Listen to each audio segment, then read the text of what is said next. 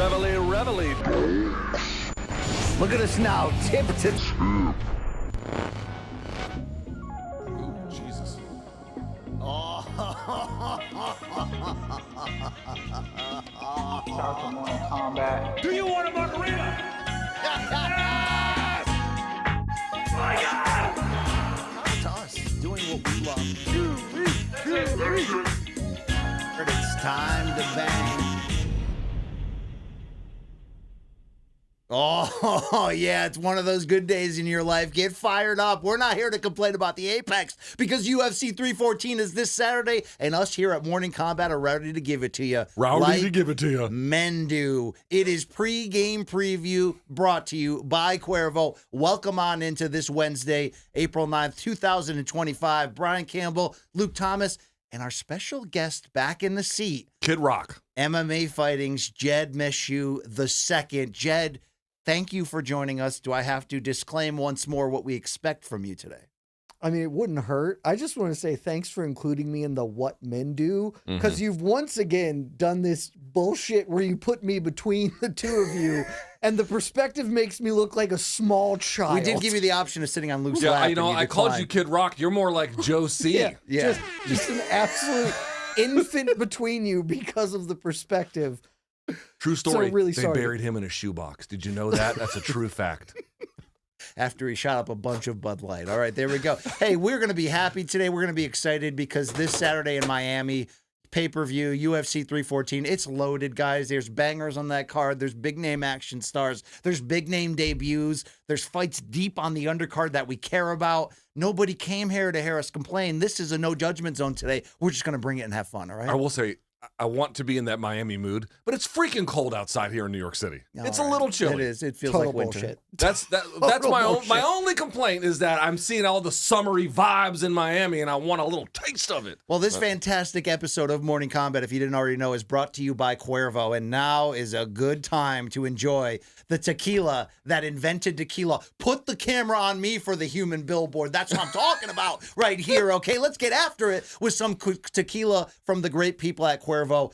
I'm going to grab the Blanco, gentlemen, okay? Also, I can say that Cuervo sent me the same clothes that they sent BC. These are high-quality items. This sweatshirt is awesome. It literally might be the best sweatshirt that I have. Jed, true or false, I look kind of hard in this cap. I mean, And sweatshirt feels good. It's nice. You do look... I look like Ice Cube in strong. Boys in the Hood in this cap, right? Like, I look like... Sure, the black and white is going. My question is, do you have the undies too?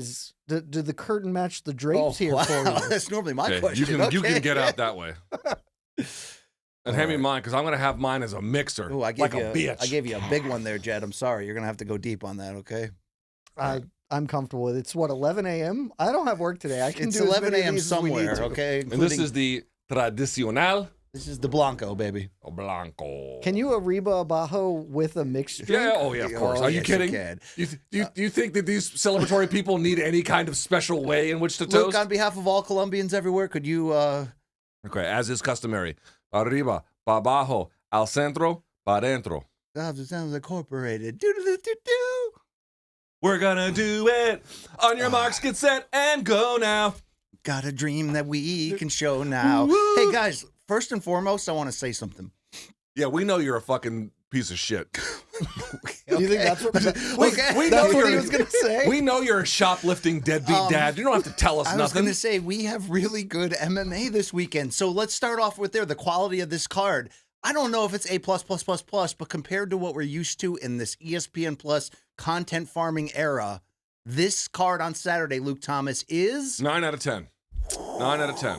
I think that's pretty fair. Now, if you had to nitpick, which of course no card is perfect, but if you had to nitpick, I think the one thing you could say that it's missing is a next level box office superstar. Yes, to bring in the casual. This is not necessarily a casual pulling fight, but it's top to bottom hardcore That's right. heaven. You don't have a name on there like, a prime, not the current version of Conor McGregor, but, the UFC highlight version, or even like, even John Jones at this point, still a pretty big name. You don't have that.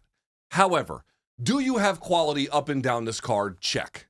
Do you have important matchups for a series of some of the better divisions in the entire sport? Check. Do you have fights with rivalry, storyline, stakes, all the things that you would want check. And in particular in that main event, to me, I was kind of like, well, losing to Poirier was not great. I didn't love that. But now when I look at it, you have two things I'm going to say, BC. One, and we'll get to this later, I'm sure, you have the 35 and over stat, which of course still applies 155 and down, right? Didn't Rocky Pennington end that stat? The women's side is different. But Didn't Bilal challenge that no, stat? I said 55 and down. That's 70 and up. Fair enough. And there had been one before him. At 70 is a tweener one. But here's the other one. I was looking at Volk's resume, and I was like, dude, who has been finished twice and then won a full-on UFC title? Has that ever happened In before? succession, you're saying? Yeah. It's never, ever happened. There have been 6 people who have lost 2 fights and then tried to get a title. The closest was Randy Couture at UFC 43, but he had to change weight classes, and it was only an interim title.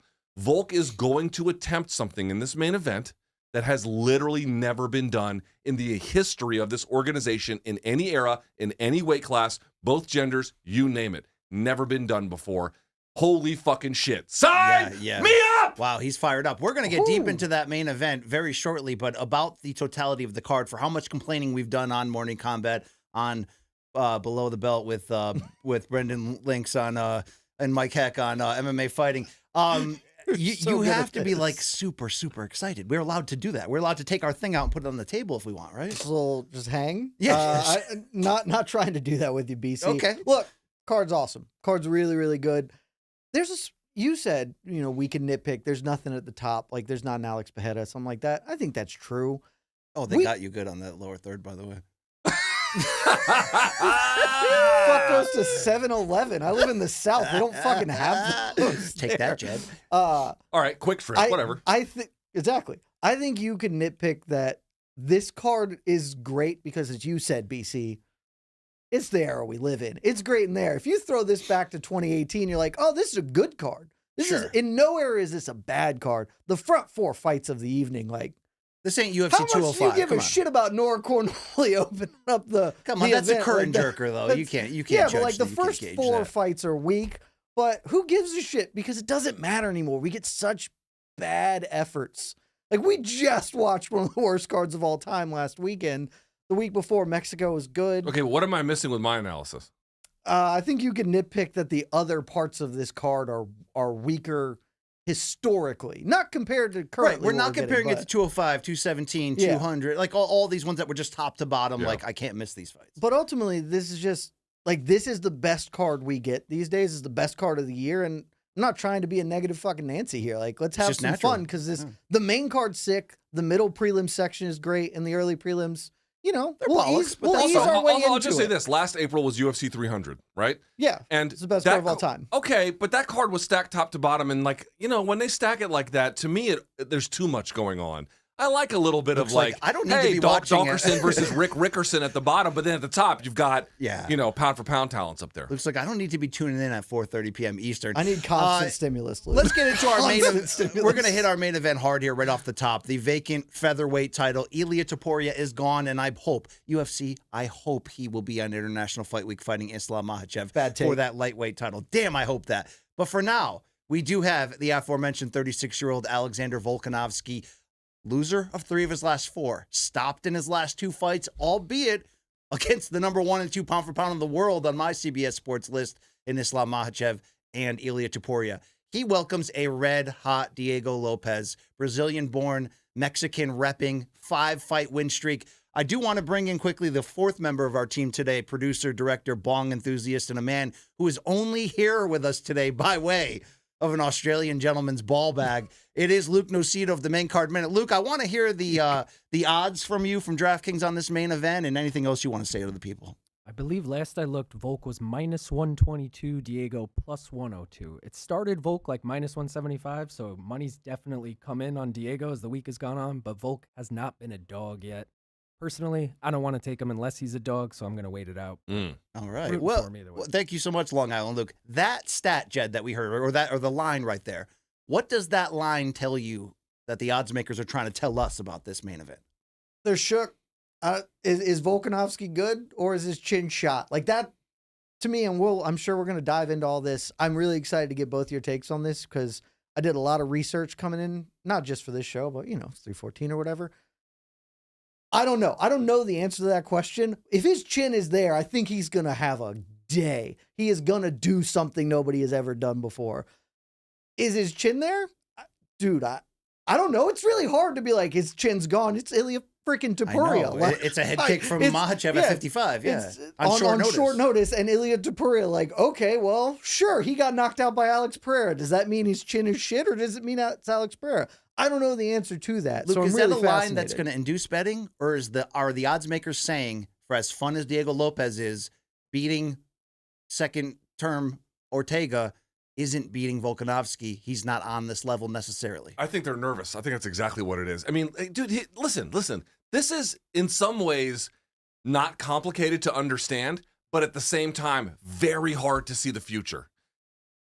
There's no real good argument for Diego Lopes being better than Volkanovski. It just doesn't exist. Now, on the ground, obviously, in pure jiu-jitsu, he probably is better or whatever, but as far as MMA jiu-jitsu is concerned and the way in which Volk can manipulate that position or just negate it completely, doesn't seem the most relevant threat. And on the feet, like in terms of pure talent and ability, who they fought, who they've beaten, dude, Volk is like miles ahead of this fucking guy. Yeah. Like, if this was prime Volk, I'd be like, this is, I'm not going to say the Yair fight over again, but No, it's that. something kind of like that. But, dude, he's been stretched twice. And you could say all these different, it was short notice, which, okay, I understand. And against Topuria, dominant puncher, fine.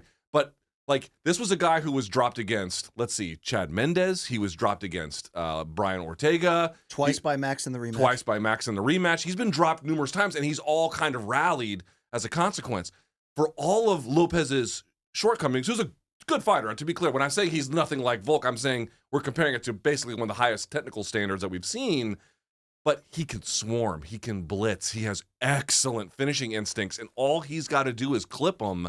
And, the whole shit goes sideways. And I'm like, right, I get why the odds are where they are. One guy is just better, but compromised. And the other guy is a fucking ninja with the follow-up. Like, that's a tough matchup. Hell yeah. It really is. People hate on podcasts like this when all we do is say, does this fight make this guy the third greatest this of all time? But I did hear John Anik, the great John Anik, the voice of the Octagon. He did an interview with RJ Clifford where Anik said, look, considering the age and Luke Thomas's favorite stat, if Volkanovski comes back and wins this championship for the second time, coming off of those two defeats when it's very easy to write him off, even though the odds makers have him as a slight favorite, that Anik believes that would make him kind of the most accomplished featherweight in UFC history. Fucking bananas. John Anik has been on a career-long crusade to forget that Jose Aldo exists. We don't accept He's been Anik. doing it. We don't since, besmirch Anik on this show, Anik, okay? talk Yeah, to we me don't. because I don't understand it. Since like day 2, you've been like, and here's the greatest featherweight of all time because he beat Jose Aldo.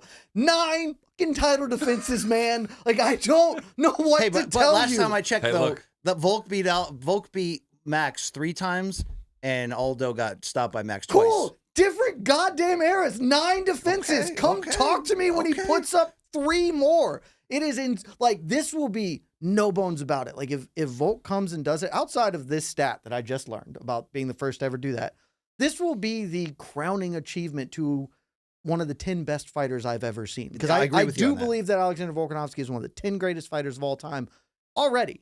This will be that sort of next level greatness that you see from guys like Anderson Silva and Jose Aldo and George St. Pierre and John Jones, who well after their prime, they are still able to beat good, competent, like high level opposition. That is what this will be. He is still well short of the title defenses set by Jose freaking Aldo, who was the youngest champion in Zuffa history. I'm sorry that he, the WEC wasn't there. And so John Jones gets to claim it.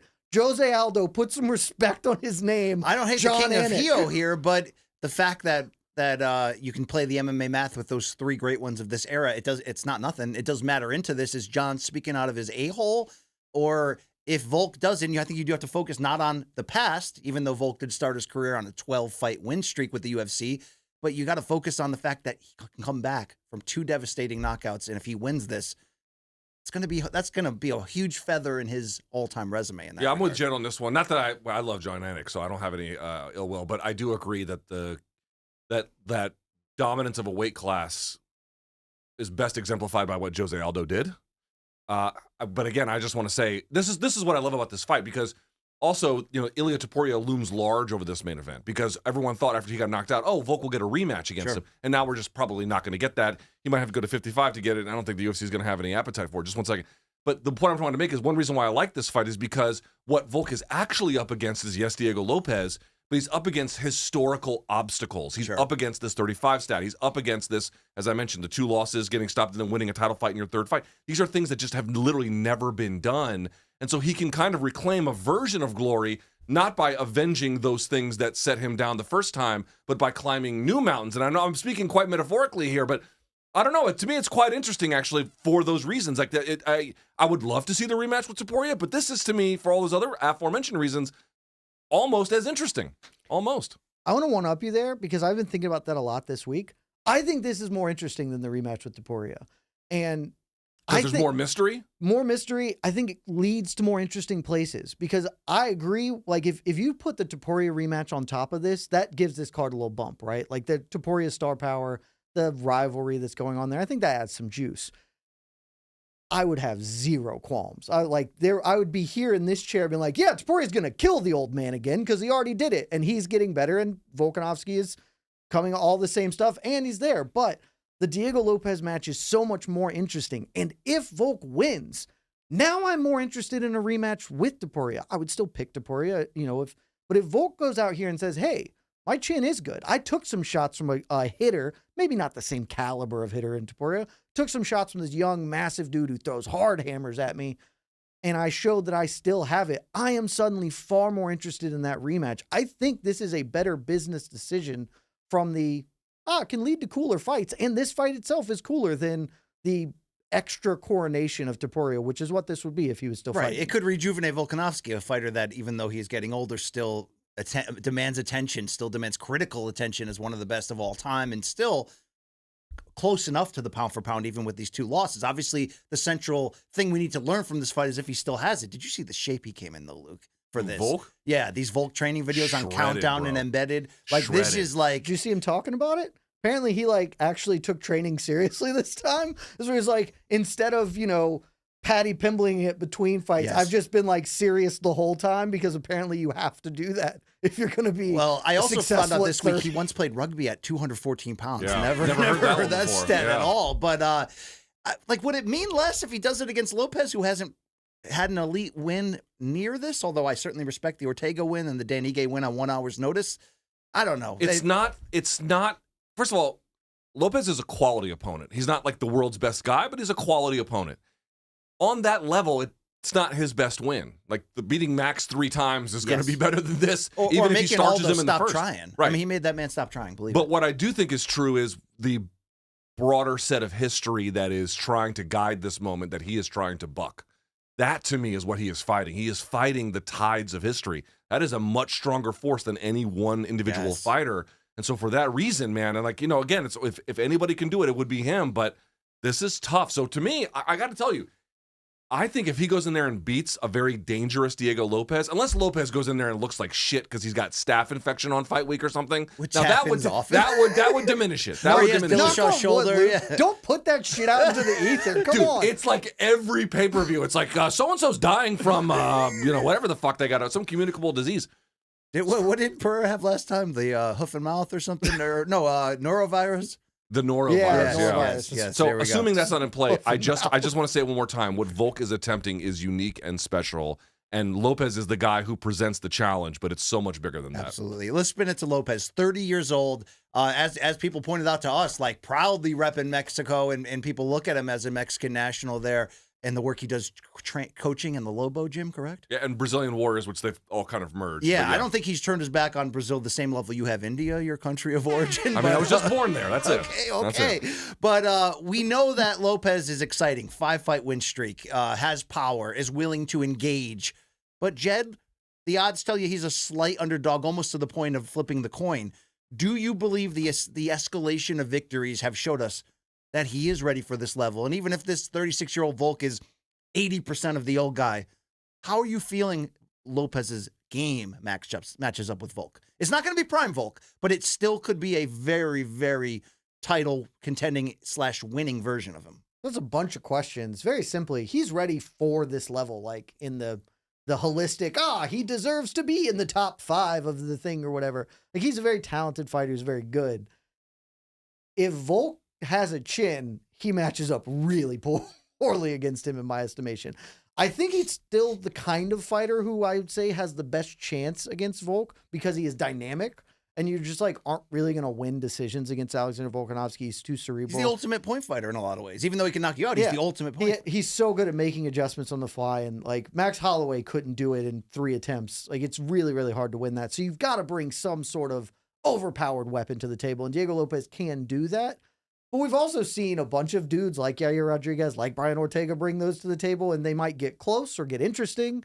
The house always wins. If Volk can withstand it, I think, and we could get into the nitty gritty of stuff, but like, I mostly just think Diego Lopes is, as watching tape, have you ever had this experience where you're just like, oh, yeah, he's just not as good as Ilia Topuria. Yeah. Like, I was just watching the Topuria fight. I was like, he can't do any of the things Topuria is doing to make this a problem for him. You'll be like, in your mind, you'll be like, all right, let me see. There might be something here. And then you watch, and you're like, yeah, no, This ain't La Leyenda. No, it honestly made, and like, I have a ton of respect for Ilia Topuria, but I was just like, do you want to bang him like other people in this room? I super do not. If I banged him, which I'm not going to, but if I did, it would be as a heterosexual. You Would you yell chihuihuis at like the point of men do. climation or what? Okay, there you go. All right. You had a point you were in the middle of. He's just say not like men do, Topuria. by the way? Like men do. That's right. He's just not Ilia Topuria. And watching him fight, I was like, all the things that Topuria was doing to make Volkanovski really struggle at times. Like, maybe Diego Lopes can do a piece of that, but it's the whole part of it. It's having the power, having the footwork to cut the corner to make sure Volkanovski's never comfortable in there, having the ability to time his counters, to deploy his weapons. Diego Lopes just doesn't have those same tools. Yeah, changing your rhythms. Yeah. And that's what Volk said went wrong in the Topuria fight, was that he wasn't varying his offense enough. Topuria picked up on the patterns, found the opening, got him out of Topuria there. was varying his entries. Absolutely. And it fooled him. Diego Lopes does not do a lot of Does not varying do his any entries. of that. All right, well, Jed said something he that does the same 3 things. But I will say this. He's wild a little bit. Sure. He is somewhat of a risk taker. And as I mentioned, he's a blitzer. And that element of surprise, it's not technicality per se, but it is danger. And that by itself could make up some of the difference. But to the point that Jed raises, technique versus technique, there is a noteworthy gap here. Well, he's saying that Volkanovski's chin and the current status of it will define this fight. And I think I that's agree true. with that. I think that's but true. What about the other side of it? Volkanovski can do everything. Can Lopes stop a takedown? Will we see veteran wrestling out of Volkanovski to try to mitigate some of the danger on the feet, or will it not even matter? Do you think that Volkanovski can get in those footwork patterns and just make Lopes miss, frustrated, control that distance? How about the other parts of Lopez's game besides the power? How will those work against this version? He's been working on his wrestling. I would say Lopez's wrestling is good enough to be a part of his game that he could leverage to some degree. I don't think he's going to pull guard. I don't think he's going to go for flying triangle. So, it's not exactly... If it went to the ground, it does feel like that would probably happen more on Volkanovski's terms, but that's a little hard to say. I just feel like the thing that... The through line for me, like what makes Lopes a threat is that... We talked about the risk-taking just a second ago, but it's a little bit more than that. He just has offense everywhere. In the clinch, on the clinch break. At kickboxing range, boxing range. In tight, phone booth, on top in jiu-jitsu, on bottom, from the back. I mean, the whole 9. And it's all deadly, too. It's all designed to finish the fight there. That, to me, is kind of the interesting part. Because you go back, for example, UFC 300, a year ago this month, where he beat Sadiq Youssef. They were just a momentary lapse where they break in the clinch, bang, and he hits him with a shot, and he cannot recover from there. Like... Again, Volkanovski is much more skilled than I think both of those guys, and I think both of them are good fighters, but it's like a little tiny window where he makes an error and the whole shit goes up in flames. That's a tough guy to fight against. And before this 5-fight win streak, Lopes had lost 2 of 3. He has been gaining... Some of that he'd taken on short notice. Sure, but we are seeing this man evolve. I mean, this would be a pretty good story if he climbed this ladder and did it and got to do it against Volkanovski. There's no question. Wouldn't that ease the transition of losing a big star like Topuria? I'm not saying Lopes has the same star trajectory, but at 30, we consider him young because his experience is not at the level of Volkanovski. He's fun. He's colorful. There's a lot to like about him as potentially as champion in terms of like, you're getting fun action fights. I want to see him against everyone he hasn't fought in this division. You're getting fun action fights. Hey, suddenly the Noche UFC, that's got a new main event right there. It's your new champion coming in doing that. Like, it's not going to replace Topuria, but Topuria may also just go get a belt anyway, so you maybe don't need to replace him. And it could set up the fight. I really would love to see the two of them fight. It could set that up. Like, I think the UFC probably wants Diego Lopes to win this fight, which, hey, that should be a lesson to you, Lerone Murphy. Being exciting matters because you've been in the UFC a lot longer and you are not anywhere near where Diego Lopes is. So you can be as good as you want. You should also be cool as shit. Oh, shots fired right there, huh? Lerone Murphy is a very, very talented fighter, and that was his best performance. We don't need to talk about it, but coming out and be like, hardcore fans know, sick, all 7 of them aren't going to pay your bills, homie. Be fun. Luke, real quickly. Luke knows what I'm talking about. Speaking of this division. He's tough to watch sometimes. And there's obviously a great fight in this division on this pay-per-view main card that we'll get to shortly with the Yair and Pitbull, but Aaron Pico is now officially signed to the UFC. Yeah. We don't know if it will be Movsar Evloev. It's still not decided. No, he told Mike Bond that that's not happening. That's not happening? That it was discussed, but it fizzled. In terms of the idea of Topuria being gone, there's still names lingering here. If you had Pico in, that's fun, man. That's an injection. Dude, 45 fucking bangs, man. I mean, again, Topuria being gone kind of sucks, but Lopes is exciting. Here he comes as a title contender. They're going to put Pitbull in. I don't know what to expect from that. I got managed expectations, but there's a chance he can put a little bit of life with what he's got left in his career. Pico, to me, man, this is the most exciting part of his career. I was there at Bellator NYC for his debut that went real fucking bad. Oh, yeah, against and Freeman? Then he went into a journey into the quite literal desert. Yes. But now he's ready to make his move out of that, and he has become so much better. He is such an awesome addition to this division. And we were all like, well, if you've got Ilya and Max and Volk at the top, no one else is ever going to break through. But something kind of funny happened. Ilya left, Max left, and we don't really know if Volk can hold the line from those elite guys anymore. There might be a big change of guard coming. Again, we'll see on Saturday. But if it does, it feels like a guy like Lopes, a guy like Aaron Pico, and I'm kind of forecasting here with a little bit of, we'll see what happens. But young guys coming in, building a charge up the contendership queue. This is what you want out of the division. Yeah. This is why 170's young guns are making that division so Final interesting. point on Pico. Do you think moving to New Mexico and acquiring that horse with the Sifredi-like dong, that really horse's dong is the size of Saturn's rings. Yeah, I mean, it's unbelievable. The turning point in the Pico experience. You could take kids at the playground and do I double. haven't seen this, so terrific. You haven't seen this horse's dong? Oh my God! Like I know reputationally horses have big dongs. This horse is the Rocco Siffredi of horses. Yes. I'm not BC. I don't go Instagram searching on animal things. Well, let me just tell you, I'm if you're looking for the Lex the Impaler of horses, I found it. Okay? Shout out to Aaron Pico in New Mexico right there.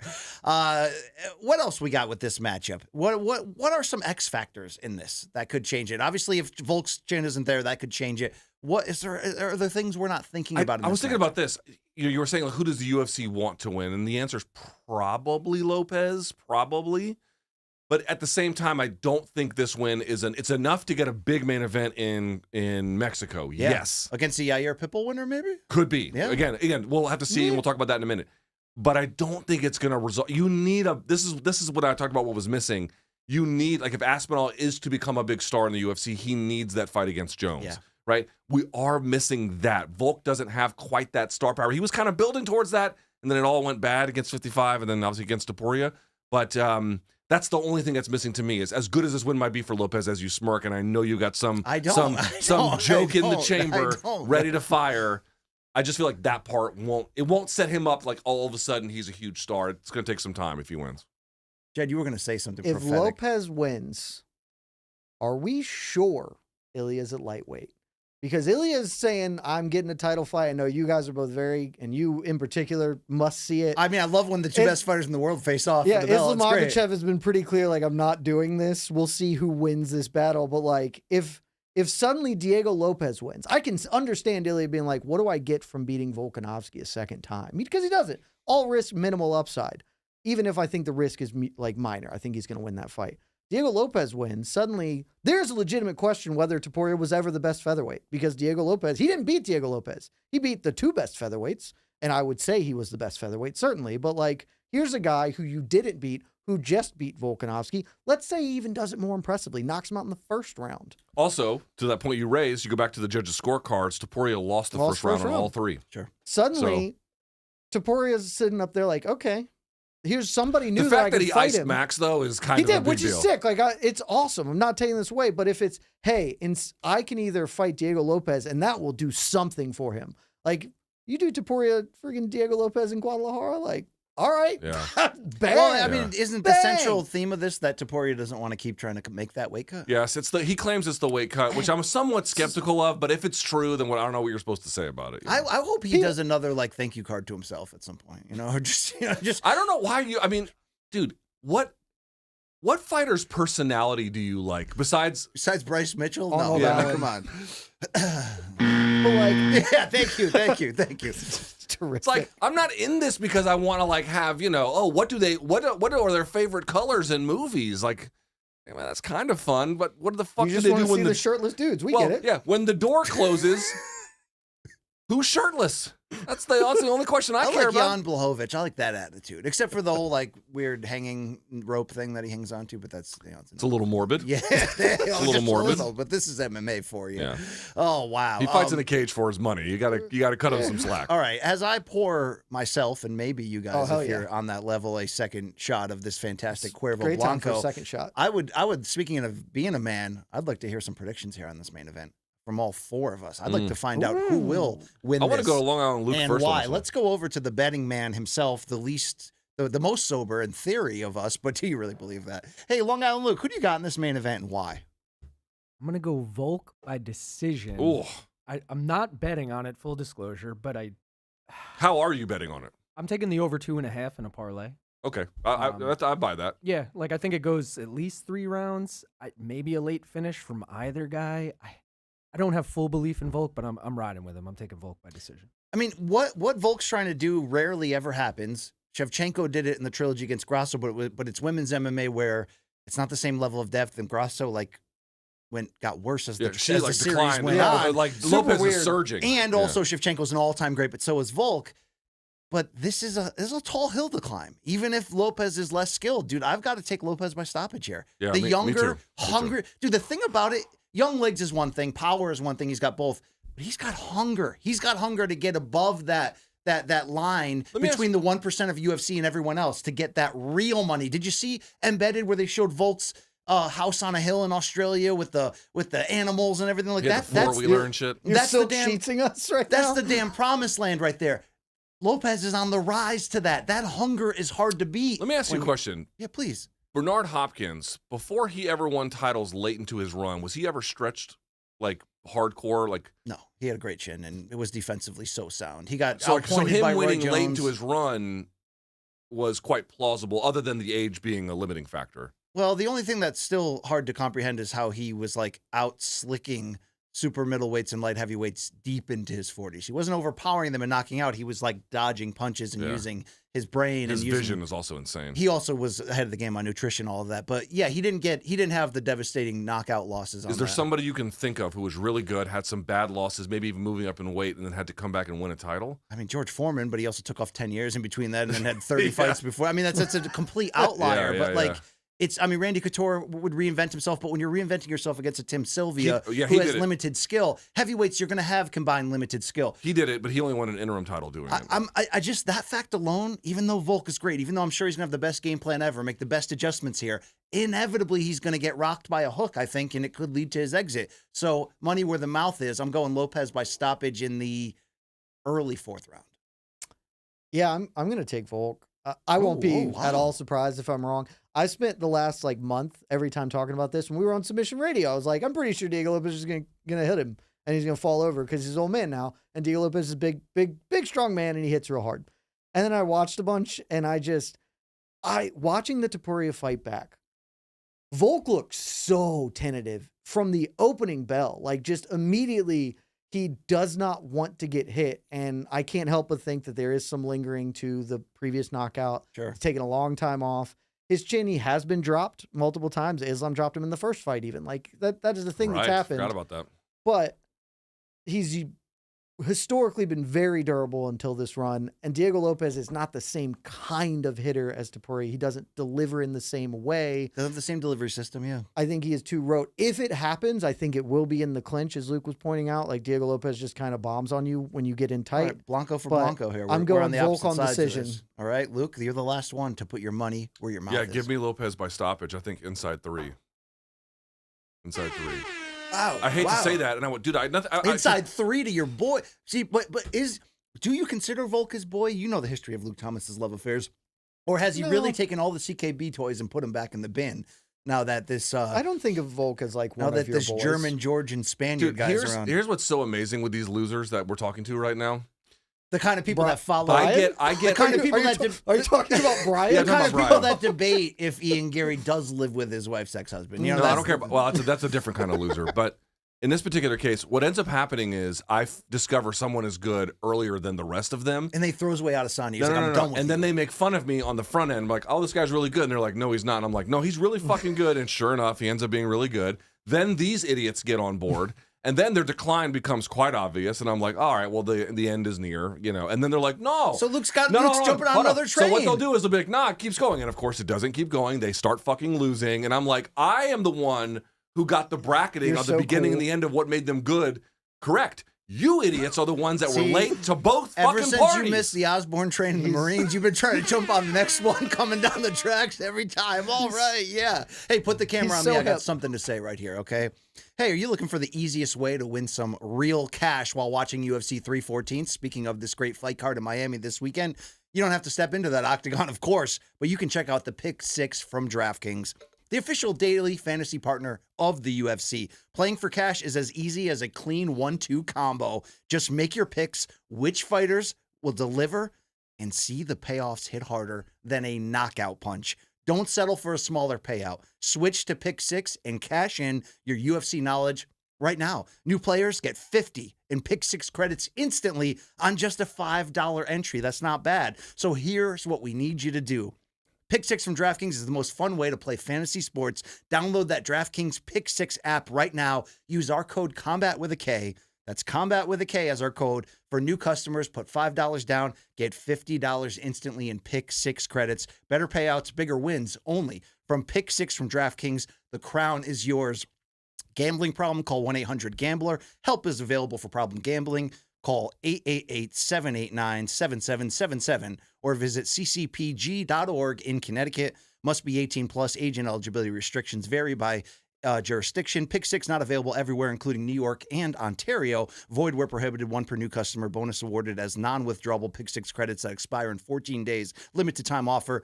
Terms at pick6.draftkings.com/promos. Gentlemen, thank you for that little aside. It is time, though, to transition into this fantastic co-main event. 5 rounds, by the way, in the lightweight division as 38-year-old Michael Chandler, who has, it's true, has lost 4 of his last 5, but goes for broke against only elites and typically comes that short.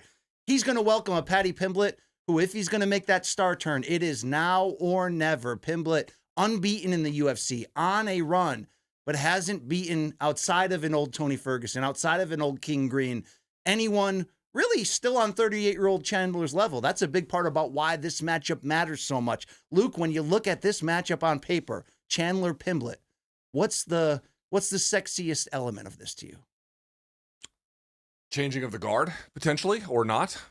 Chandler, who punted 2 years of his career waiting for MMA's biggest fuck up, apparently. Well, actually, no, there's debate about that one. I mean, there's that I don't know if that's quite Not the right conclusive. word. Yeah, not conclusive, but certainly one of them. But anyway, punts away 2 years of his career, and it gets to UFC late, 34 years of age, and was very clear, not here for a long time, here for a good time.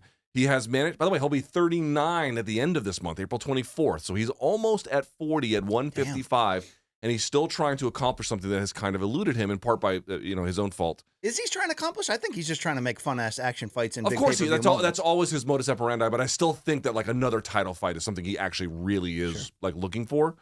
Whereas in the case of Paddy Pimblett, I'll be honest about Paddy, dude. This is a guy who I'm still not fully sold on him. His chin is still doing one of these numbers, and someone's just going to fucking drill it eventually one of these days. So you didn't get on the Paddy train early. No. Are you saying Soren Bach is not coming through that curtain? Or Soren Bach was not a bad fighter for a time, but I've not been a believer in him. But the truth is, a couple things have happened. One, he's gotten a lot better. Two, he's physically filled out at 55 in a way that I didn't actually expect. And three, like, you know, the things he was good at, he's gotten actually like really good at. His back taking and then back maintenance positions are excellent. Like, he's really, really fucking good at it. He's good from guard. Now, he kind of gasses, and he's never fought a guy who I think can deliver power as quickly as Chandler can, and who's as battle-tested as Chandler, like, by no stretch of, I don't think anybody's even close. But, like, this generational battle, this old line kind of hanging on, waiting for that last opportunity, and this guy who I never really took all that seriously and still have some questions about, hence the fight being interesting, they're going to clash right at this moment. Both of them are I think, risk takers to a degree. Both of them are wild and somewhat undisciplined. Yeah. It just has action written all I can't wait. This is my favorite fight on the it. card. This is the thing I need to see the most. How much, though, Jed, and we'll get into cheating Chandler in a second, your favorite fighter in the world, but how much stock are you going to put into the pictures that we showed on Monday's MK of Paddy having, like, ridiculous abs? The fact that embedded, he comes out and says, look, I got twins now. I'm a dad. I am taking fitness and training on a different level of seriousness. I used to rely on my talent more than my hard work. Well, now, obviously, you're going to go 5 rounds against a wild man like Chandler. You better up that hard work and have that gas tank. When you combine that with the corners that he did look to turn against King Green for whatever that matchup is worth, how confident are you in the stock of Paddy Pimblett entering this? And can we believe that becoming a dad and becoming serious could elevate his game to a new level, biatch? So I think you can, because that's being an adult. Like, we all grow up, unless you're Brian Campbell, then you don't. And that's okay. That's why we love you. Put the camera on him, We please. love Thank you for not Yes. growing up. But, like, you have kids, you get 30, you say, oh, shit, my time is running out. I need to do things. For me, I decided to come be with you, jackasses. Yeah, you should probably So put that a was- child in this that was- world, right? that's- Even by accident, right, Luke?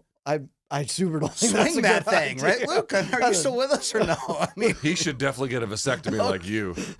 This would be a much better it takes choice. your manhood from you, I'm telling you. But, like, yeah, he's going to get better because that's just being an adult. That's maturing. I'm much more like, that means way less to me than like what I've seen. And I have seen, like Luke said, I wasn't a huge Paddy's a hitter guy. Let me guess, Molly Meatball ruined the experience for Yeah, you. I was like, oh, Why are you blaming her? no, because She's running around the cage with Portnoy like she's the world champion. It's like, you know. Dude, they were putting wigs on. Like, they were on that Paddy train they were before there doing was any evidence they should have been. But I honestly thought that he was going to be like Molly Meatball, like a decent enough fighter, And- you know, and then maybe fade gets to out, a yeah. ranked and then just he'll be more popular than he's talented. But one, the UFC brought him along really well. They gave him winnable matchups. He kept winning them. He did mature and get better. And So like, you think he beat Jared Gordon? That's what you're saying? I do not think he beat Okay. Jared Gordon, but he beat oh, him. God, look at Technically, that. he Can you beat put him. that back up there, please? What do we get? That's bullshit. I've never been mad at one of these goddamn chyrons until that bullshit. Dude, what the Man, fuck, that's man? bad. Wow. That's is bad. That's who wrote that? I Wow. wonder. Wow, that's aggressive. garbage. Yeah. Just want to say they're not me, Jed. I'm just putting, Yeah. Uh-huh. All right. I see how it is. You don't have to put it up there. I don't even know what I was saying. I take much more on the fact of what I've seen. The proof is in my eyes of seeing him every time out be better. And like Luke said, like, he's just getting better at fighting. He does looks real good right now. Like, looks good getting off the bus. Yeah, he does. You know, I'm picking him with confidence this weekend. Wow. I think I mean, he's, look- and it's also because I hate Michael Chandler and think he sucks. So well, there is a path. I by the don't way. hate Michael Chandler, nor do I think. Why do you think he sucks? He doesn't suck. I mean, he doesn't suck as a fighter, but he sucks. Like, you know that he sucks. He's too alpha male for you. I like him. Michael Chandler is a fighter that, by all accounts, I should love because he's very silly. He cheats, and his game is nothing but exciting, kind of stupid stuff. And for some reason, Also, he's very athletic. And he's an and, ambassador for Black he's History all Month. he's all the things that I usually love in a fighter, and for whatever reason doesn't connect. The line You got between that love Dustin and hate, Poirier in I you. just hate him. I don't hate him. so Okay. much. We talked about this before. There's a path to Paddy Pimblett to get to the title without having to go through too many or maybe even a single like super elite young guy. They're actually kind of smart matching him against action guys on the way down. That notwithstanding, Luke, when you talked about the 2-year gap that Chandler sat out waiting for Conor, is there like a feeling that no one's talking about that maybe that revived him or extended him, and that, yeah, he's lost 4 or 5, but it's always against super elite, twice against Oliveira. Like, you know, he's been in title fights. And he comes close with that recklessness and that danger. I know lately he's not coming as close. And he the kind of got cheating. handled. Don't forget the cheating. The cheating's a big part of it.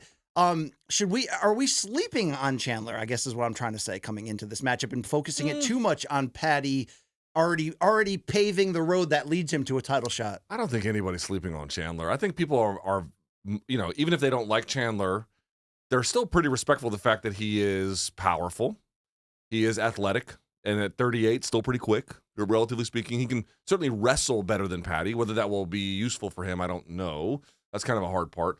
And he's useful as an opponent for Paddy, right? He represents certain things that if Paddy were to beat him, this would mean something that you could be like, wow, that's actually a really interesting win that he got. So for that reason, I'm actually like quite excited about it. But I don't think anyone's like, I don't think there's anybody who's got, rose-colored glasses on about Chandler's abilities or upsides, or for that matter, his limits. His limits are fucking well known, and the 2 years off that you mentioned, I mean, it probably was good for him in the sense of any nagging injuries. That's 2 years where you're not taking, at least, what in the gym, who knows, but certainly in the cage, no head trauma. There's probably a rejuvenation for that. But dude, 2 years is too long. A year is long enough. A year alone is too long. It's really long at 36, too. It's so long. It's so fucking long. Now, again, against Charles Oliveira, how did he look? Well, he rallied late, and that was pretty cool. But as Jed told me off camera, that was kind of a Nate Diaz saving your name against Leon Edwards. He rallied by cheating. Okay. If I just cheat the shit out of something, I can look good, too. He looked so bad in that fight, He looked bad early. He certainly did. He just showed, well, what can I say? How about this? Spirit. He showed a little bit of competitive spirit late. I will never say that he's a quitter because he'll go out there and try. Yeah. He will try. Also, I just got to say this. In a fucking sport where the referee's like, don't you eye gouge the second eyeball out, and then you gouge the second eyeball out. Don't you cut their tongue out. Why the fuck would you not cheat? Why the fuck would you not cheat? Why would you not I cheat? should love him. I love him. Why would you not cheat? So to me, it's like, I don't think anyone is like presenting Chandler as something other than what he is. But what the good side of what he can do is still formidable enough. All right, we got to consummate this matchup so we don't run out of time. Long Island Luke, do you have an updated DraftKings odds sheet on this one, please?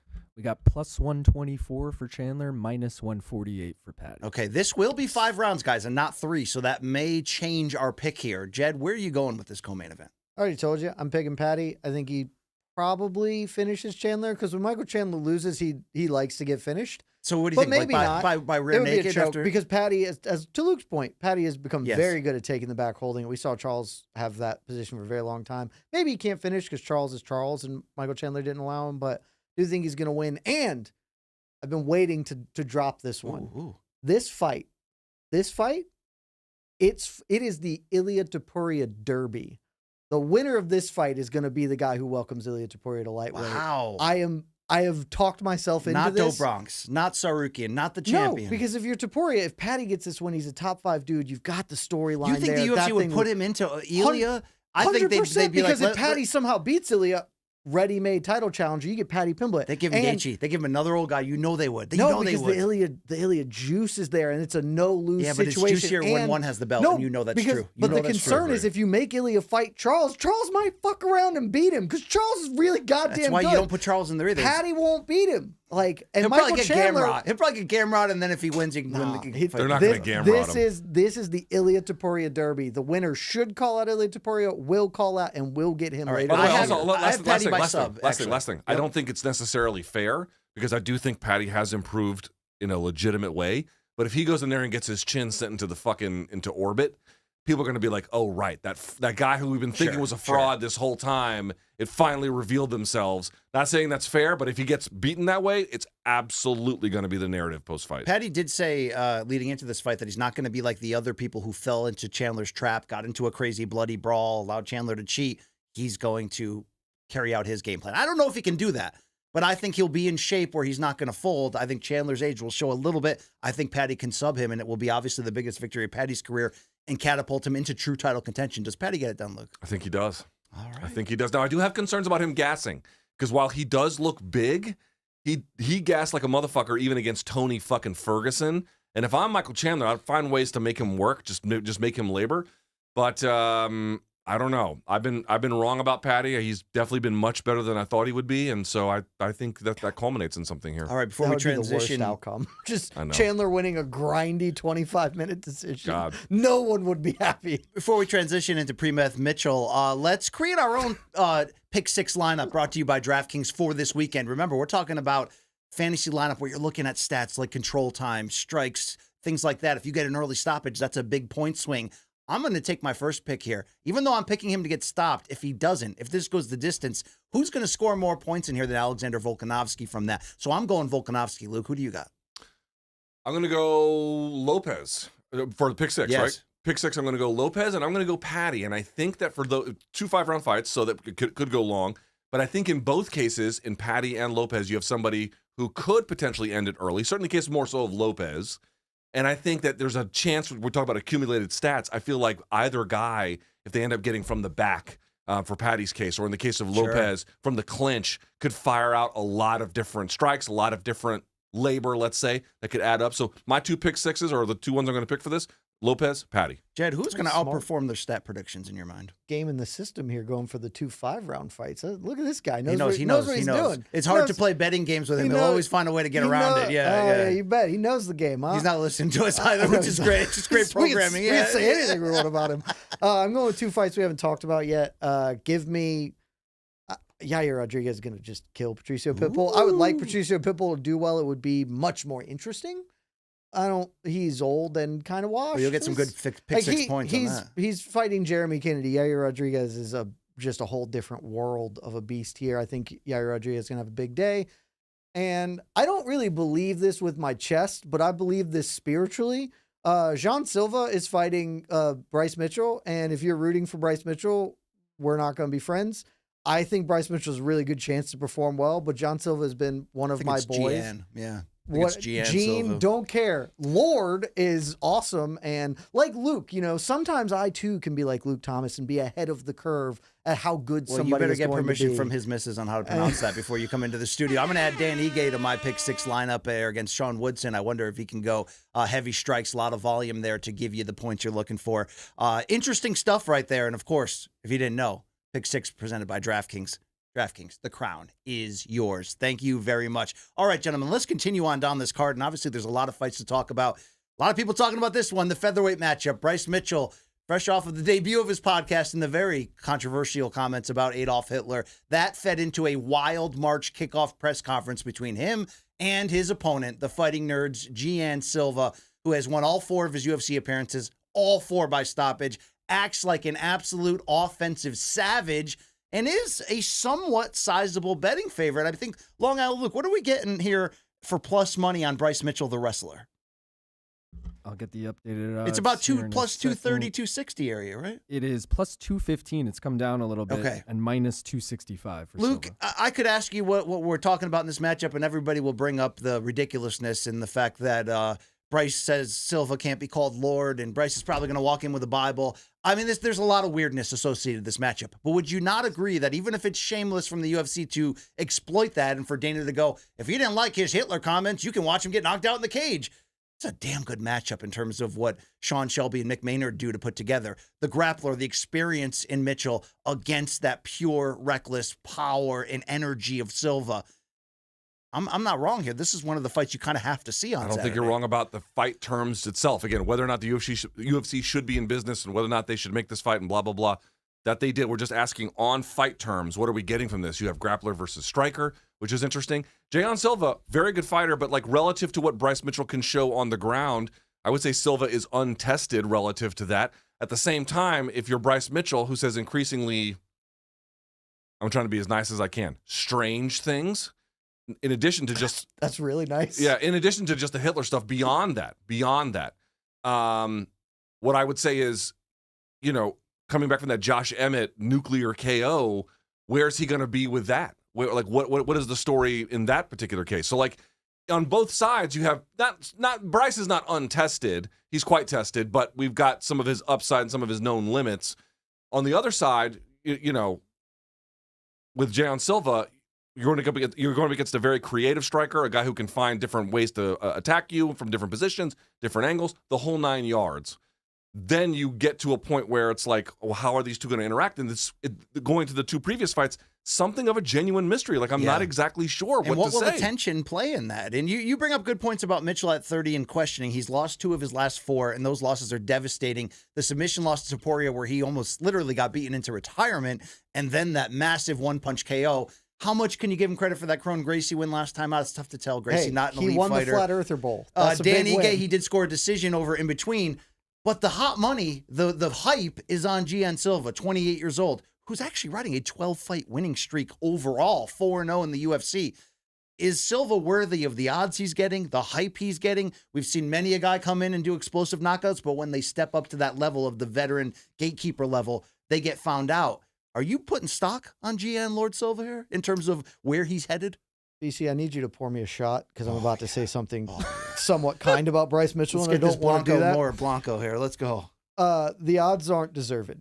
Bryce Mitchell has a very clear path to win. Like, we have seen Gian Silva, to Luke's point, is a little untested, but like we've seen a good amount of, like, certainly in his previous to UFC run. He does not have the best defensive wrestling, and I don't really care how great your bottom game jiu-jitsu is. Bryce Mitchell, whatever he thinks in that head of his, is a very good grappler, a very, very good grappler.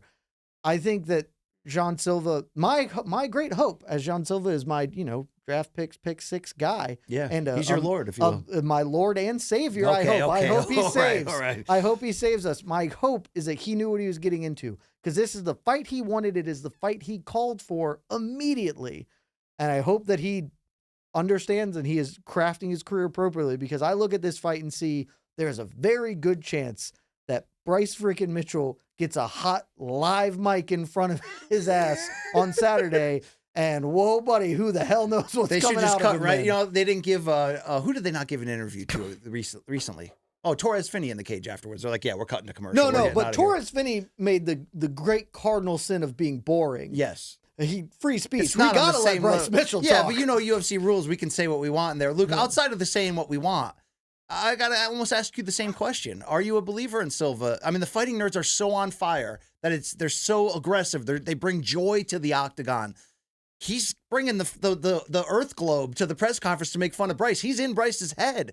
But what happens when this fight goes to the ground, dude? I'm not entirely sure. I really don't know. I mean, I'm not trying to feign ignorance. I really don't know. On the feet, I don't think it's much of a mystery with all of those guys, with Hoofy, with Prochas, with all of them.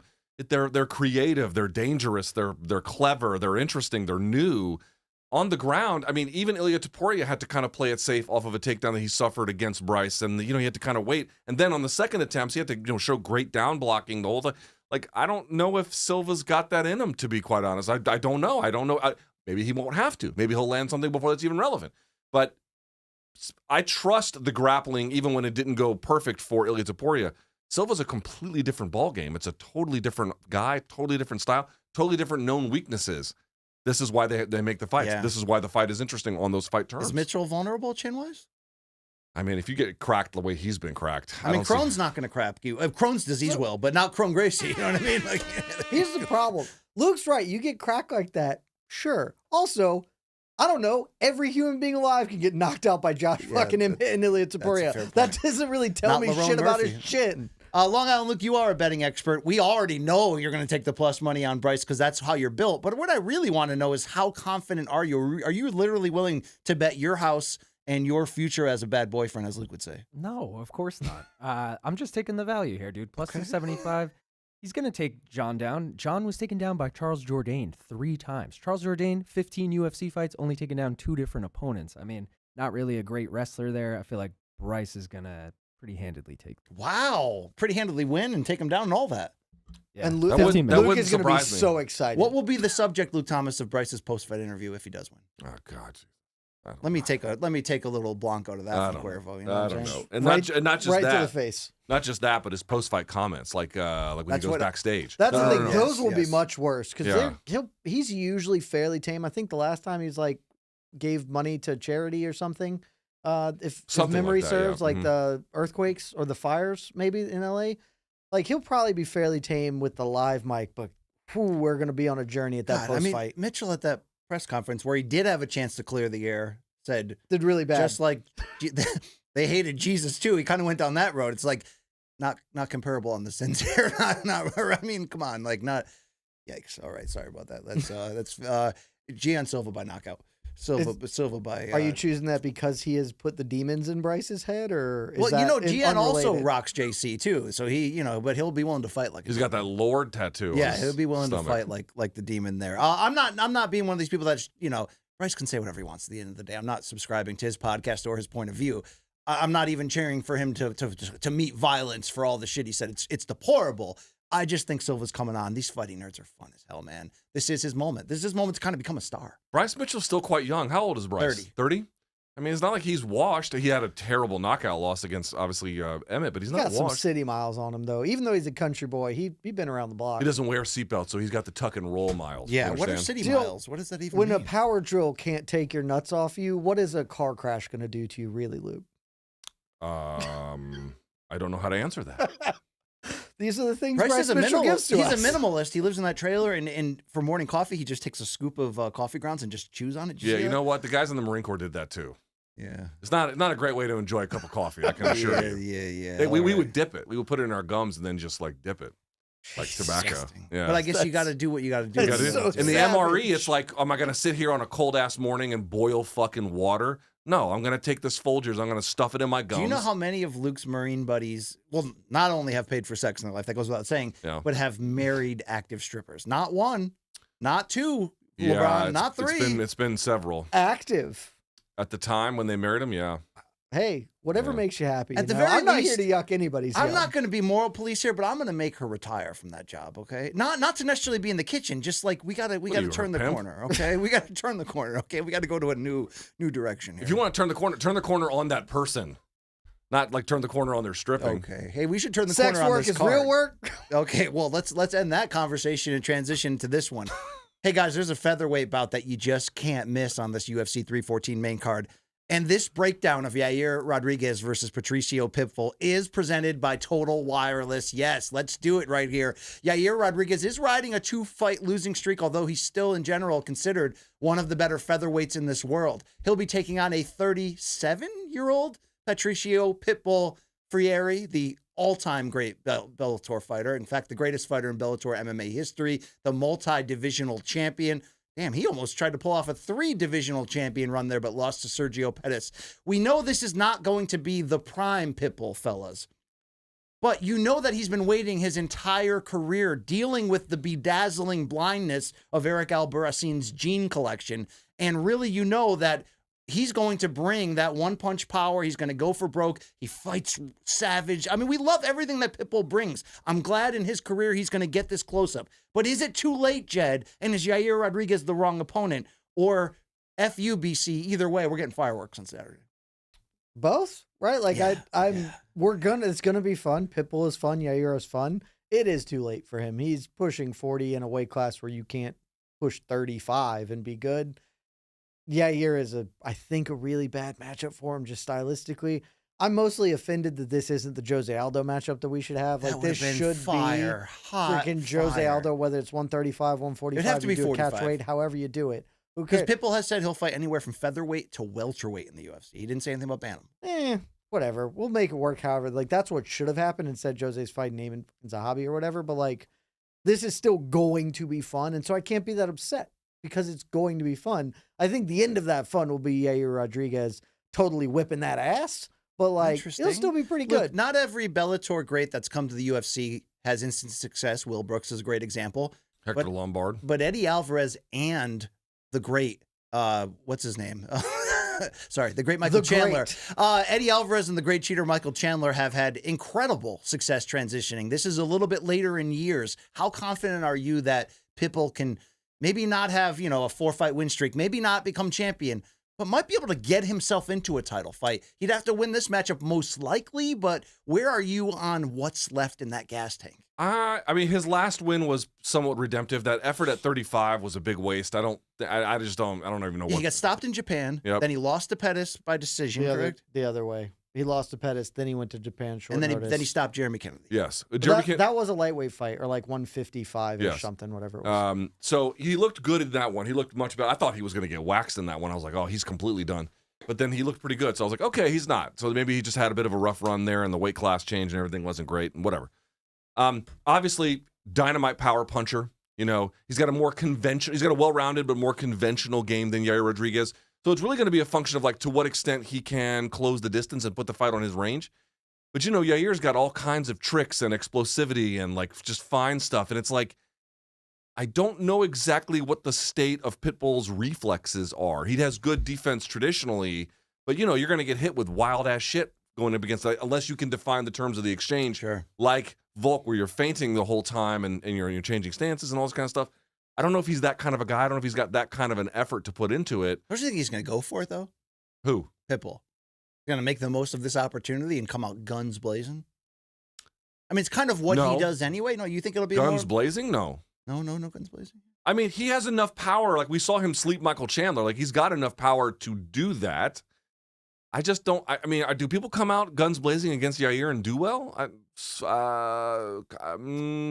Not historically. Max did in round 1. That was a war. Yeah, but Max has like a legendary chin and wasn't 37 in that bout, you know? So. Well, I'm just wondering if we are not talking enough about the fact that Yair has lost 2 in a row.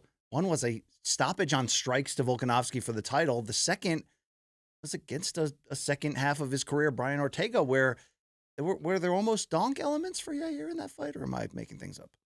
Donk elements against Brian Ortega? Yeah, making mistakes, being in the wrong position. I mean, I guess what I'm trying to spell out here, for as elite as Yair has been at certain points of his career, and particularly that build up to when he won the interim title and when he finally fought Volk, he can get lured into crazy ass matchups.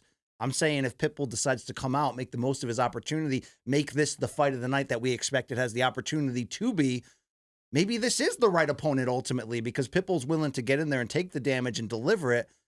And maybe Yair is the right foil for that. I would suggest that would be terrible for Pitbull, because people who know me outside of this, I don't have a lot of good things to say about Brian Ortega as a fighter. He confounds me. He's one of my favorites. Okay. I don't understand him because I don't think he's good, but he's obviously very good. The thing that he is very good at is taking a beating. Like, he cannot be killed. And so if the calculus is I'm going to come and just bash heads, that's a really bad math problem against Brian Ortega. Pitbull's just not the same thing. Like, if Pitbull's like, I'm going to throw caution to the wind, I'll be like, sweet, you're going to get knocked out. Okay, I don't mean fight like an asshole, but I mean aim to land the knockout punch in the opening round. I mean, you know, really look to be aggressive. It would be legitimately cool. Yair's pretty good chin. Like, the dudes he's lost to, Volkanovski, all-time great. Max Holloway, all-time great with an impervious chin. Brian Ortega, you can't hurt him. Like, these are just, I don't think Pitbull's there anymore. I hope I am wrong, because it would be so much cooler if Pitbull won this fight and we could do Pitbull versus Diego Lopes at Guadalajara. Like, that would be sick. The other losses for Yair, by the way, was that decision loss to Max that was very competitive, and then he was stopped by Frankie Edgar back in 2017. He was unprepared for that moment. Those were his other UFC defeats, is what I'm trying to say there. So a little early. 32 years old. Like, I guess what I'm trying to say is not enough people are mentioning that Yair is coming on a 2-fight losing streak, both by stoppage. And by the way, he only fought once in 2023 and once in 2024, and here he is one time so far anyway, one time in 2025. Like, that's a relative level of inactivity that doesn't suit his interest all that well. Pitbull, you know, I think is going to be highly motivated. Obviously, this is an experienced guy, if ever there was one, UFC debut. But it's just a question of, like, can he get close enough to let what he does well? I mean, he's got a height disadvantage and a reach disadvantage. You know, that's he can wrestle. He probably does have better pure jiu-jitsu than Yair. But, you know, he needs to get into the right kind of real estate to make that happen. And Yair's pretty tough to do that against. I'm saying don't count out Pitbull. I'm saying this is the biggest moment of his career in a lot of ways, even if it's coming after his prime. This is his showcase opportunity. I just wish he would have fought someone who would have accommodated the distance a little bit more, like an Aldo. Sure. Like, I think that would have been cool. No, Cedar, what do we have for odds on this fantastic matchup? Awesome. I know, it would have been great. We got -192 for Yair, +160 for Pitbull. All right, so a lot of respect there for Pitbull. These odds on all these fights are like this is great matchmaking. This is what great matchmaking is. I mean, shout out to them. This is fantastic. Good fight card. I'm leaning Pitbull here. I think that he's going to give himself a shot to be in a title fight, and I think UFC would be smart to capitalize on. I hope you're right. It would be so much cooler. I'm going to go Yair, but I hope you're right as well. Yeah, it'd be a lot cooler if he did. I think man. everyone is rooting for Pitbull to get it done this week. Look, have you been nursing that? Yeah, I have been. I have putting been. that drink through I've been college. a or what? bitch. Yeah, that's what I think. Little hick margarita you got going on there. To close out here, the pay-per-view main card. No one's talking about this matchup, but it's interesting. Nikita Krylov hasn't fought in 2 years, even though he's riding what looks to be a pretty good on paper 3-fight win streak. Dominic Reyes at 35 has won his last 2, both by stoppage. I get also a win streak. I get 2 is a streak, Brian. 2 is a streak. The level of opponents at the times, right, when it's Anthony Smith last time, Dustin Jacoby before that, can be argued with. Do I think at this point, in terms of just pure stock, is Krylov the better fighter? Sure. But as we mentioned, the 33-year-old Krylov has not been around for a while. Is there a Dom Reyes renaissance that's going on and we just have not fully woke up to it? Because if he wins this, like, we're going to be talking about him in this shallow-ass division in terms of, like, is he kind of back? Am I putting the cart way before the horse? I don't think you're. I don't. Dude, at 205 is like flyweight. It's like, did you win at least? That is disrespectful to Did you- flyweight. Yeah, that is a little disrespectful. Oh, is it? Is it flyweight? To flyweight, yeah. To flyweight. Flyweight's a good division. Okay, but flyweight is also, it's not hard to get a title shot, relatively speaking. Relative to even 170, it's not hard to get a title shot because they're just looking for people to fucking throw it to the front of the line. 205 is like that. 205 is like, can you pass a reading exam and, have you paid your taxes on time? All right, there you go. I don't think the latter is necessary, by the way. Fire him up. So, like, I don't think you're ever that far. And it's like, I don't know if there's, like, giant momentum for either guy, but I don't think you're that. A good win on a card like this against either of these opponents can do a world of good for your chances All for right, a title Jed shot. Krylov, 2022. So he had lost 3 of 4. He was on a bad stretch, but in 2022 he stops old ass Alexander Gustafsson, gets a decision over no time Volkanovski, and then submits Ryan Spann, and then disappears for 2 years. Where is this guy at 33? How good is Krylov right now? Dude, you could have asked me that at any point in time during his career, and I could have never given you an answer. When he came in as a heavyweight, it was the only time. I'd been like, he's bad. He is bad. Look, he's okay. But he's not. But that's the thing. I would have been wrong because he's not bad. He is like a good, competent light heavyweight. But he has been so mercurial. Like, sometimes his performances are like, oh, this dude is exciting and fun, and he's got limitations. He's got problems. But like, everyone does at 205. Who gives a shit? He's a fun dude. And then he goes away for 2 years on a good. It's really hard to say coming off beating Ryan Spann qualifies as a good win streak, but that's the state. I mean, of Reyes got 205. stopped by Ryan Spann at the end of his 4-fight losing skid. Look, we're not here to talk about bad things for Dom Reyes because Dom Reyes is back, and this will be the weekend where we all get to say it, and it'll be very fun for us. So I don't know what to make of Krylov. I don't know what to make of this layoff. I am deeply interested in this fight. Like you said, what fight did you say was the co-main event is your most anticipated fight? Mine Luke? is the co-main. I don't know about Luke's. Mine would be the main. On the main? Okay. What about you? Both of those are good choices. This is my most anticipated Get outta because here. I don't know what the hell is going to happen, and I am deeply interested in it. It's the silliest fight of the whole event, and I love a silly fight. Luke, when the wheels fell off for Dom Reyes, in that 4-fight losing skid did start with the John Jones fight that you thought he won, and a lot of people thought he won. But none of us could predict it after Jones vacated the title, and I was ready to give the crown to Reyes, that he would get stopped by Jan in the vacant title fight, and then get stopped 2 times more after that. Maybe some of that was mental or his game not evolving. I don't think it was fully chin related. I mean, he did take some time off in between that. Is he like back? No. Is it possible to be back? Maybe. Or is 80% of him in this division, like we're talking about, an interesting story? I don't know if I think he's back to the guy who gave Jones everything he could handle. I don't know if I can believe that. What was that, 20? That was 2020, right? Feb 2020? Maybe just the 90s. before the Correct. pandemic. Yeah. I mean, you nailed it. Yeah. So, like, I don't know if we're going to get back to that, but can he be better than the guy who was getting iced by Yuri and then iced by Jan and then, I'll just go a constant series of, like, really terrible knockouts? It appears that he can be better than that, but even if he beats Krylov, this would be the first win since, like, this win streak he put together that I would be like, okay, all right, he has really fixed a lot of things that have been a problem for him. But, you get iced that many times, and it's just going to be a lot easier to get iced the subsequent time. Krylov can be a bit of a fuck-up, but he also has got a little bit of surprising offense at times, By the way, surprisingly good guard, too. Like, he can play with that if that's the thing he needs to do. So this is an interesting fight at light heavyweight for light heavyweight. It's just, Do you see a guy in either case that's going to give Ankalaev a tough time? I don't. Luke Nocita, real quick, where are you leaning from a betting standpoint on this, given everything we just said? Betting standpoint, I took the over 1.5 in a parlay. Little risky from just picking standpoint. I'm going Krylov, but I hope Jed is right. I hope Reyes wins and we finally go. Dom Reyes is back. Personally, I can't trust him going into this. What fight. are the odds on Reyes right now? You put me on the I mean, spot you could right just here. keep that website open. I think It I would had really him help at the plus show. 190 when I bet him. He is. Oh, see, they have the fights out of All right, order. we'll just It move on. becomes a Thank whole you very thing. much. Yeah. Thank you. It was great Oh, talking wait, to I you. got it right here. Okay. Minus 175, Krylov, plus 145. That seems right, but I think it wouldn't be bad to put a little money on Reyes and ride this streak, ride this momentum. Dude, He made us feel good again as fans. He's going to get it done. Here's the thing about Dom Reyes. There are two important things about this. One, he's streaking. He's got the confidence back, baby. Like, you lose 4 in a row, you start doubting yourself. You think, oh, maybe I can't do this. Streaking. Two, I think there's a noticeable, like, if you just look at his resume and you were like, is it just the chin? Honestly, yeah. I kind of think it's just the chin because John Jones, easily his best performance, just regardless of the fact that he lost it, like, John Jones is not known as a dude who's a one-hitter quitter.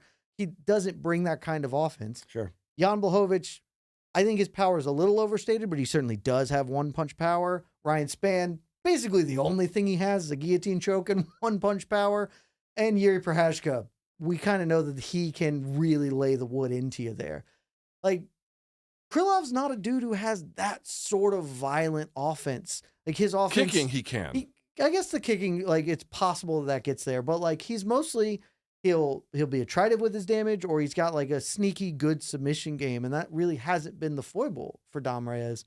I don't think Dom Reyes is back. Like, we're not getting Dom Reyes who beat John Jones or should have beat John Jones, but I do think he can and will win this fight, and we should all be rooting for him because he's a good guy. He was this close to being the greatest what if in the history of this sport. Like, here's the guy who should forever be known as the guy who beat John Jones, and he got fucked by the judges. Ever since Blachowicz put that footprint on the side of his ribcage, that was the beginning. You know, you remember that mark that when Blachowicz kicked him and it got it just turned instantly like nasty. That was the beginning of the end right there. All right, well that's the main card right there. And Luke, I know you texted me earlier.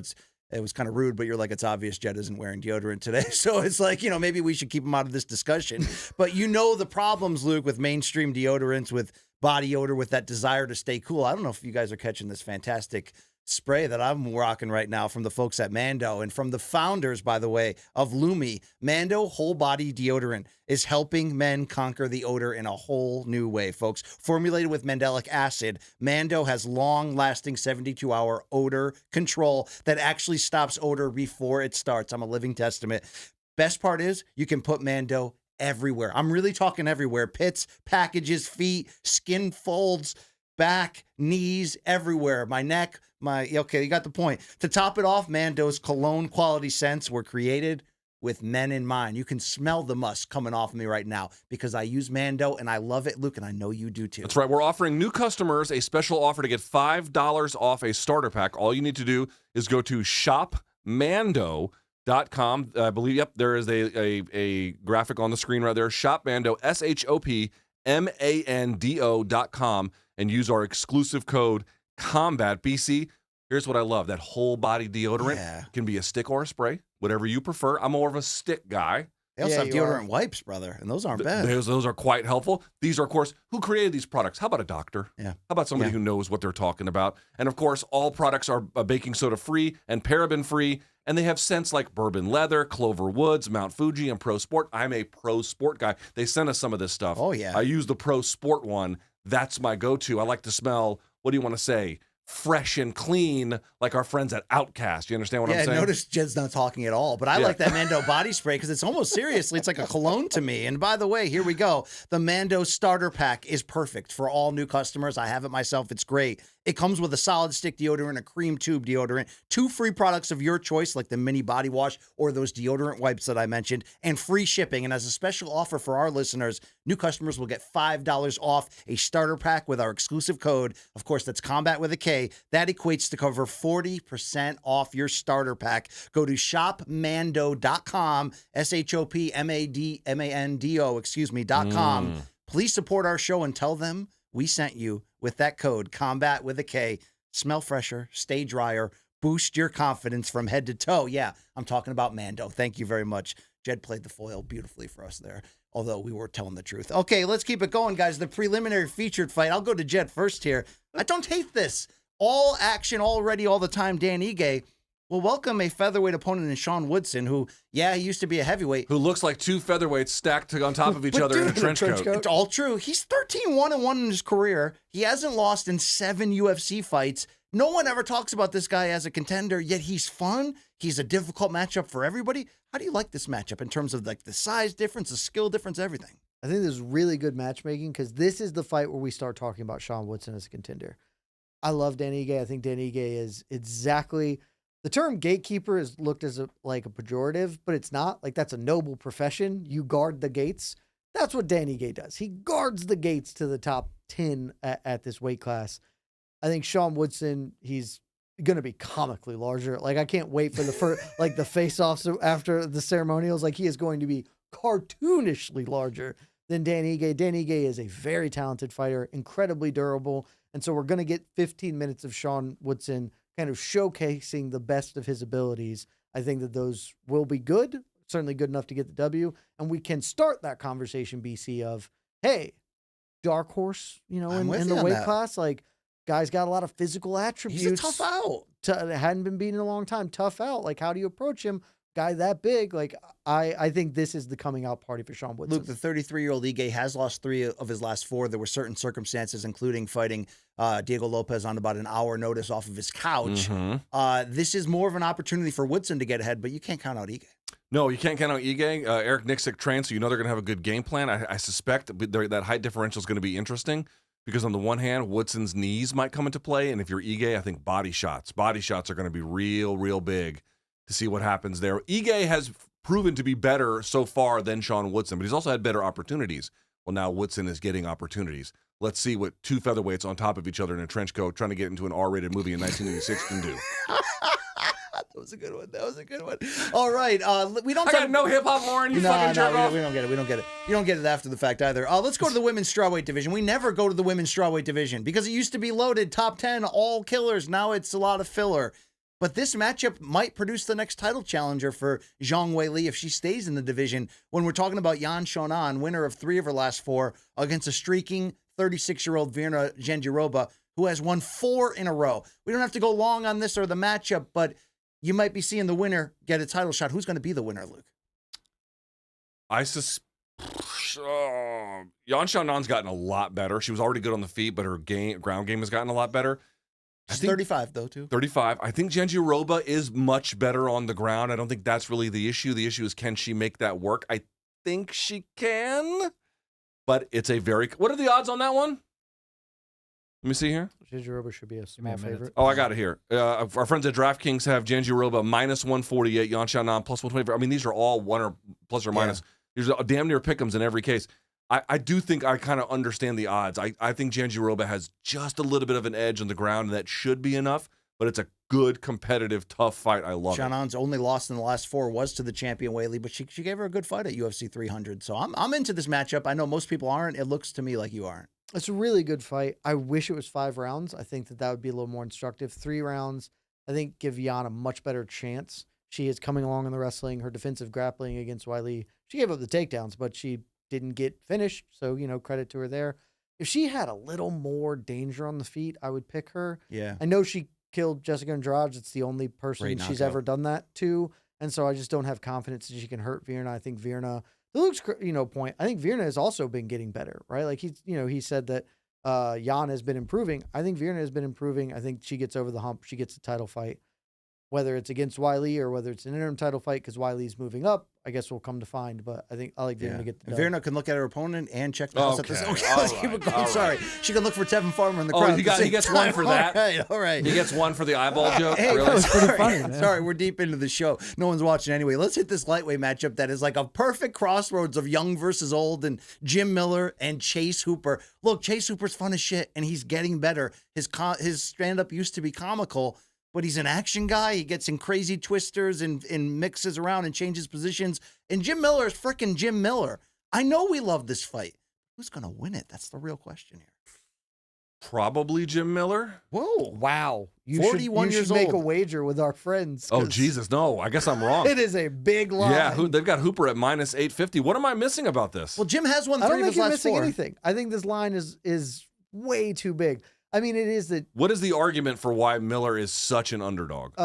Chase Hooper just beat another old man in Yes, Clay he did. Guida, and now he gets another proxy for his dad that he gets to beat up. Miller in Jim is Miller. much better than Jim Clay Miller Guida. is much better than Clay Guida. I think this line is very, very I mean, I guess I'm wonky. wrong. Hooper deserves to be the favorite, but I feel like Miller could make this much more Shouldn't be a interesting. minus 800 favorite. Yeah, that's It's crazy a high. huge number. I normally, Jesus. I love that fight in so many ways. I normally wouldn't ask you guys about Cedricus Dumas against Al Ferran impersonator Michal Olashekshek, but Shake Shack is now with the Fighting Nerds, I think.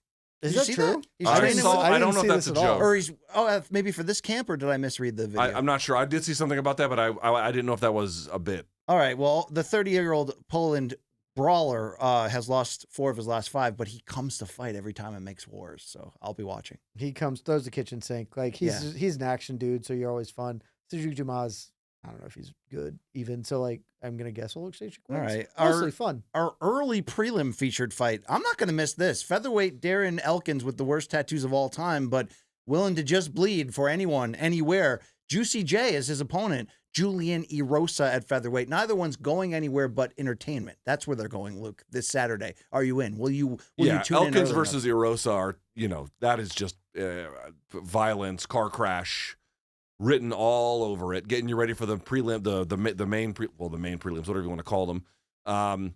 That's all that is. It's an interesting fight for that reason. Should be fun. Enjoy it. There's not much more to it than that. Sumadarji also. Another big line on that one too. The old man getting big plus money there as well. Yeah, dude, they got Darren Elkins, our friends at DraftKings, plus 285 on Elkins. Erosa minus 360. Mm-hmm. Wow. Sumadarji Wow. is bringing a 3-fight losing skid against Mitch Raposo. I don't think you care at flyweight. There's 2 other fights that start, but I I'm don't. kind think you of care. interested, but we shouldn't talk about it because Wow. they don't care. No, they don't care. They about do not it. care. I would like to thank so many people for this great episode today. Oh, one more thing.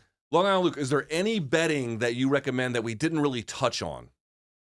Well, you guys just skipped over that Mitch Raposo Sumaderji fight, hit but me. I do think Mitch Raposo's a live dog. I like Jan Jonan as a live dog. Like you were saying, Luke, a lot of close odds on this card. Yeah. I think it's going to be one of those cards people make a lot of money on. So good luck to everyone. All right. Luke, will you be providing live fight entertainment for the folks over there at LukeThomas.com? I'll be doing my best. Well, it's not LukeThomas.com. It's youtube.com/LukeThomas. But yes, Can they access via the Substack, or do I not understand technology? no, they would have to be just on the YouTube. Yeah, Okay, these are 2 separate platforms. But yes, I'll be doing a watch along for at least the 2 top fights, and then I'll do a post-fight show. Well, we did this episode today because I'm going on vacation later this week, but you'll be back on Monday with Chuck Mindenhall That's in the right. studio to recap it. That's right. We're going to record a next Friday episode ahead of time. I don't know if we pushed for enough questions enough. We might just have to RSD it, right? Yeah, how about this? Email us, morningcombat@gmail.com. Keep your questions to a paragraph or less. Yeah, please, and we'll hit them up for a special mailbag episode that'll air a week from this Friday when we both are away. We come back though the following Monday, so don't get upset. Sorry, I got burps here. Jed Meshew from MMAfighting.com. We thank you for flying up from the deep south for this, for sprinkling in your dirt baggery on top of what we already built here in this foundation. We love you. I think the people love you, but I would not be surprised if they didn't. Is really where I'm trying to go. They shouldn't love me, but I want to thank y'all because this is super fun. It was way more fun this time to not have you put me on a plane where I will sit in the loading bay for 7 Yeah, hours. why don't you be on the one like, flight that's delayed? Because I'm in charge of that, and Luke is just sending me mean messages like, "Where the fuck are you?" I was like, "I'm stuck in this fucking airport." But so thanks for sending me up at a reasonable time. Like Comfort Plus. Look, MK, they do it big when they're not trying to intentionally ruin your day with a red eye that gets delayed by 6 hours. or your You guys do reputation great. with the lower third. You got any more insulting ones for Jed back there? Do we have them all? Can we see them? Let's see. Can we see Can we, go one? through, can we go through the list? Probably believes in UFOs. 100%. Yeah. Frequent 7-Eleven shoplifter. That's a guarantee. Steal from Kroger. Mike Heck's caddy. I am legitimately better at golf than Mike Heck. Disgraced ex-lawyer. Better call y'all. Yep. Took bar exam in a pub. Okay. Sure. was on time for once. That's a great one. Damn, how many of these do you have? Listens to Hall & Oates. Every white guy You're does. goddamn right I do. Doesn't need dental insurance. Private Eyes is an incredible song. Plays with action figures. We got more? Holy shit. Cheats at life worse than Chandler. Wow, whoever did this took That's all some of them. time. That was a lot. that was good. That well was good. done. All right, Long Hall Island & Oates Luke, bangs. thank you for your service. Can people watch you on the Main Card Minute this weekend? Yeah, I'll be live. Full card watch along. Join me. Luke, don't make a boyfriend joke. Thank you, guys. Boyfriend of the year. Boyfriend Shout out of to the year. Gaffney Jim Pierre, your trusty co-host. Jed, thanks for being here. Thanks for listening, folks. We will not have a Friday episode this week, but enjoy this. Watch it again a few times. Thank you to Cuervo, Total Wireless. You know what I mean? Mando, DraftKings, all the fine Everyone folks. taking good care of us, and the fans for tuning in on a fans. Wednesday. We haven't done a Wednesday MK in a while. I know this felt good. Felt really very good. You want to shout out Ken too? I mean, he's. I don't know awesome. what dead animal he's got on his neck, but There it is. Shout out to our great folks behind the scenes, Ken and Nadir. We love you. Thank you to Meadowlark Studios. Thank you for watching. Until then, guys, for Luke, Jed, all the other guys, and me, BC, take care of yourselves. Enjoy the fights this weekend. It's going to be a great one. We're out of here. Thank you.